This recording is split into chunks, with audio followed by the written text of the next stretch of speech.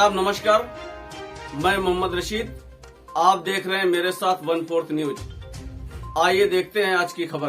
प्रगतिशील समाजवादी पार्टी लोहिया अल्पसंख्यक सभा की एक बैठक केंद्रीय कार्यालय लखनऊ में संपन्न हुई। आपको बताते चलें कि उत्तर प्रदेश की राजधानी लखनऊ में प्रगतिशील समाजवादी पार्टी लोहिया अल्पसंख्यक सभा की एक बैठक केंद्रीय कार्यालय लखनऊ में हुई। बैठक में अल्पसंख्यक सभा के राष्ट्रीय अध्यक्ष हजरत मौलाना मोहम्मद अशरफ किचौचवी ने कहा कि मुस्लिमों के हक हुकूक के लिए हम आवाज़ उठाएंगे। वहीं उन्होंने कहा कि हम हटाने वाले नहीं, बनाने वाले हैं। बैठक में सभी जनपद से आए हुए जिलाध्यक्षों ने अपने अपने विचार रखे।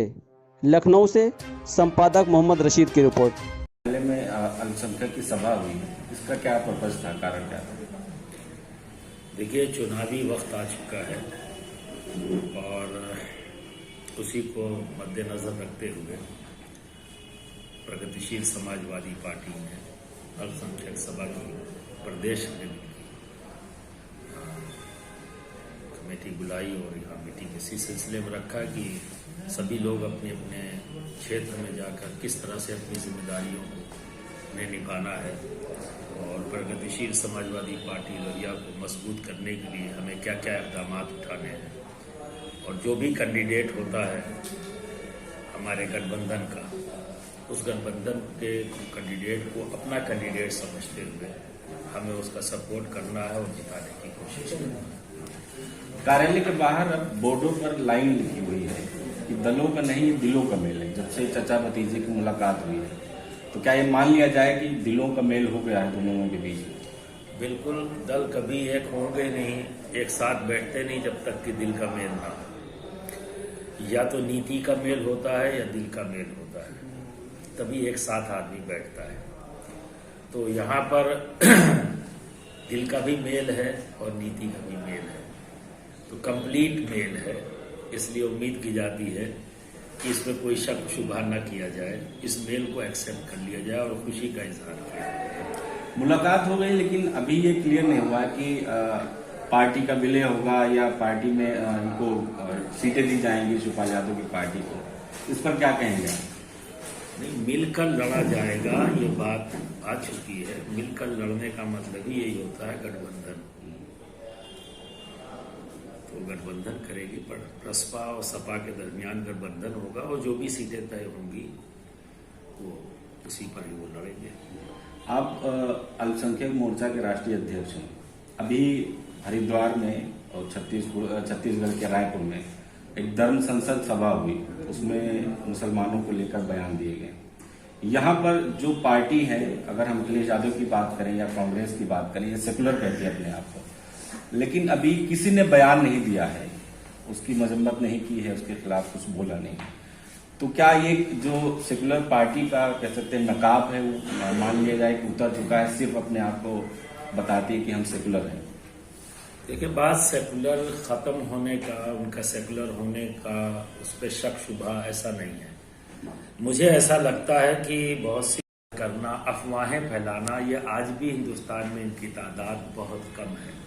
ये हर सियासी जमात को समझ लेना चाहिए। अभी भी प्रेम से रहने वाले, भाईचारे को मजबूत करने वाले लोगों की तादाद ज्यादा है और उन्हीं की तादाद जब वोट डालेगी तो आप जीतेंगे। तो मैं आपके जरिए तमाम सेकुलर पार्टीज के जो रहनुमा है, जिम्मेदार हैं, मैं उनसे ये कहूँगा कि वोट राजनीति न करके इंसानियत की राजनीति करें। सियासत नाम है खिदमत खल्क का, तो किसी भी बंदे पर अगर कोई जुल्म करे तो जस्टिस के लिए आवाज उठाना चाहिए, सच की आवाज उठाना चाहिए, वो कोई भी हो। पिछले कुछ ऐसी घटनाएं हुई हैं जिसकी वजह से मुसलमान अखिलेश यादव से नाराज हुए। अब प्रगतिशील समाजवादी पार्टी और अखिलेश की पार्टी गठबंधन में है। जो यहाँ प्रगतिशील से जो मुसलमान जुड़े हैं वो आपकी वजह से जुड़े हैं, तो क्या ऐसा नहीं लगता कि कोई टकराव पैदा होने की स्थिति होगी, चूंकि उनसे नाराजगी चल रही है, अब आपकी पार्टी उन्हीं के साथ गठबंधन में है? ऐसा तो कोई चीज मुझे नहीं दिखाई दी है कि मुसलमान नाराज है एज ए होल। ऐसा तो नहीं, कोई हो सकता है इंडिविजुअल, उसकी तो मैं नहीं कह सकता, लेकिन एज ए होल तो आज के दिन में लोग सपोर्ट कर रहे हैं। ऐसा कोई नाराजगी का इजहार आमतौर पर तो नहीं है। गठबंधन में अगर 2017-12 और 17 के बीच में देखें तो वो शिवपाल यादव की पोजीशन ठीक थी। अब क्या होगा जब उनके साथ गठबंधन में अगर सरकार बनती है तो क्या वही पोजीशन उनके पास रहती है? क्योंकि 17 में मनमुटाव था, तमाम चीजें 2019 के इलेक्शन में थी, चचा भतीजे का जो क्लैश चल रहा था। अब क्या वो पिछली बार की तरह रहेगा कायम? देखिए, समाजवादी पार्टी के राष्ट्रीय अध्यक्ष अखिलेश जी ने इस बात को बिल्कुल क्लियर कट कहा है कि पूरा भरपूर सम्मान दिया जाएगा।